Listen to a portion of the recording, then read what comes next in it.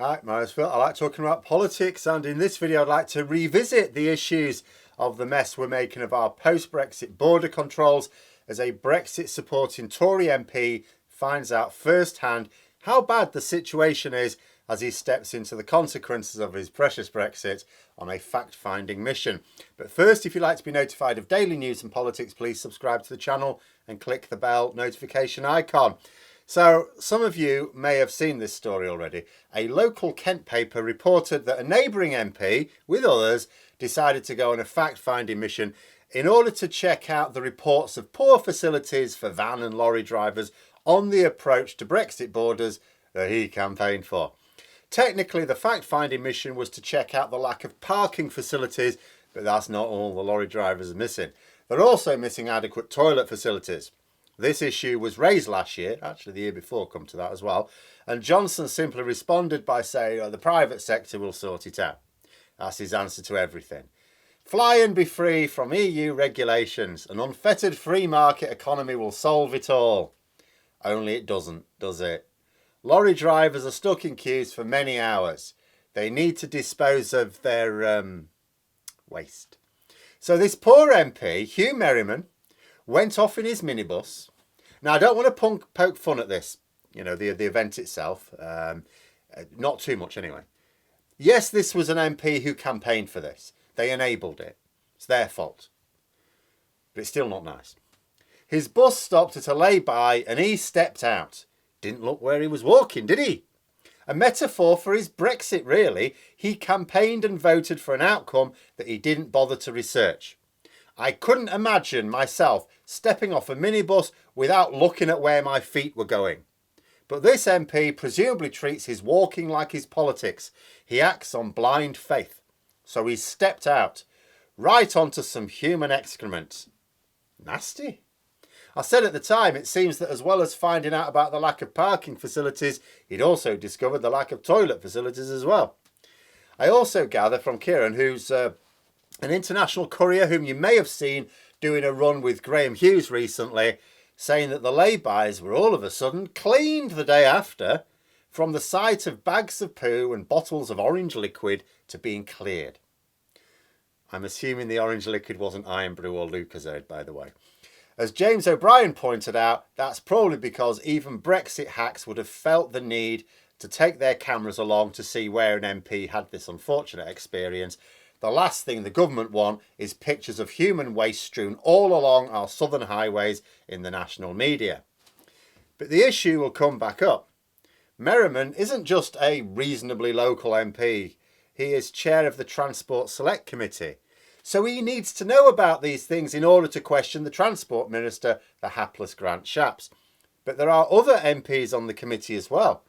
Some of them may like to raise his experience at the next Select Committee hearing. Oh, Huw, I hear you had a bit of an incident on this fact-finding mission. Tell us about it. No, not experience. When you got off the minibus, tell us about that. Now, I don't know who it will be, and I don't know who it will be more embarrassing for, the chair or the minister. But it will surely come up, and then it will be a matter of public record. But what this unfortunate incident represents is nothing less than the not only foreseeable, but foreseen consequences of a hard Brexit pushed by people who didn't have a clue what they were doing. As much as Brexit supporters and Tory MPs might dismiss the raging queues and delays that we are now seeing, they are happening. I mean, how much they deny them, they're happening. And I've said before, I sort of get ministers who will publicly deny that something's a problem whilst behind the scenes working very hard to deal with it. I get that, but that's not what is happening. And there are consequences for these issues. There are some aspects of government policy where they get away with hiding the truth. Even when there are consequences for the public, most people will not see the strands linking cause and effect. This is our trade, however. Now, I did say I was going to discuss a little more of the biometric checks coming our way after the video I did on Friday. I'm going to do that. But first, I mentioned Kieran taking Graham Hughes on a run. You may have seen it. It was a run to Luxembourg that used to take a day. It took them 3 days.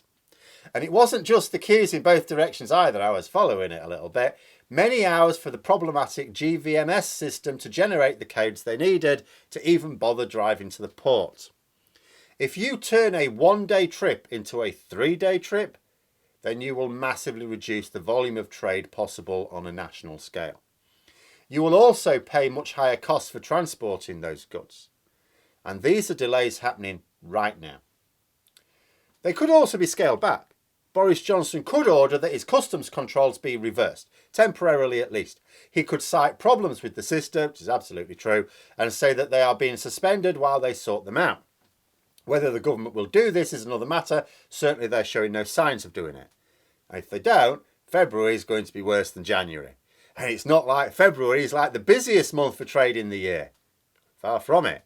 It will just carry on getting worse as the year goes on. And I'm not going to talk about the standards checks that we should be implementing either, because there is as yet no really clear indication that they're going to go ahead. But in September, we're scheduled for biometric checks for non-EU citizens passing from Britain into France. Most of our trade passed through either Dover or Folkestone. This is a major problem. I was trying to get information as I was doing that video for Friday. What I wanted to know is, so how many e-gates could you have, realistically, and set up for lorry drivers at Dover, for example, and how long would it take, how many could you do at once, and how long would it take for a lorry driver to get out their cab, get scanned, get back? Now, I'm going to assume at this point that they work perfectly. I'm not a traveller, I've never really experienced. The only biometric checks I've experienced is on my tablet that I'm reading from at the moment, which will sometimes recognise my face and sometimes I have to put the pin in. But people have told me they've been to airports and it's taken a good long while to get scanned in. So I'm going to assume these things work perfectly. The top of the range will work perfectly. If they don't, whew. Now, there are a number of factors here. So it's really difficult to be sure. But someone I spoke to, who knows what's going on in Dover, reckoned it would be at best 2 minutes. Now, on that basis, you could deal with, he reckoned, 120 trucks an hour. Because there are normally 3 lanes for trucks, but that can be expanded to 4. There's another lane that's sort of sometimes cars, sometimes trucks. So you can have 4 lanes of trucks going in. So 2 minutes for 4 trucks at a time, 120 trucks an hour, right? Is that a lot? That's just under 3,000 trucks a day. Okay, is that a lot? Last year, the port handled just over 2.1 million road haulage vehicles. That doesn't include coaches or cars, that's on top. Just trucks and vans. So that's an average of about 6,000 a day. When it's busy, they can deal with more. So if a lorry, if that driver needs to get out their cab, get scanned in and be back and ready to roll in 2 minutes, this source reckons 120 an hour. That's less than half the average from last year. So we'd have to halve the number of trucks that we can get through Dover. In fact, we'd actually have to more than halve, really, because there'll be times when it's busier and we won't be able to manage.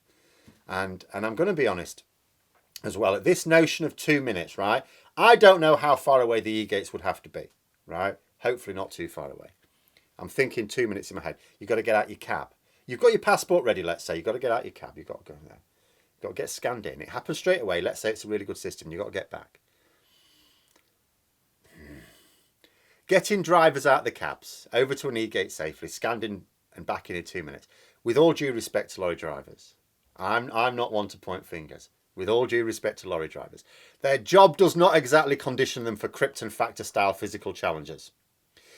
So maybe his alternative of saying, well, it could be done in 2 minutes, but maybe 4 minutes is more realistic, might be nearer the mark. Let us be honest here. At this point, you can only get through a quarter of the trucks we were doing last year on an average day. And that is just because of the biometric checks. That is not including the additional delays caused by our customs controls at the Calais end of the border, holding things up both ends. You know, now those could be stopped by the government. What they can't stop are the biometric checks.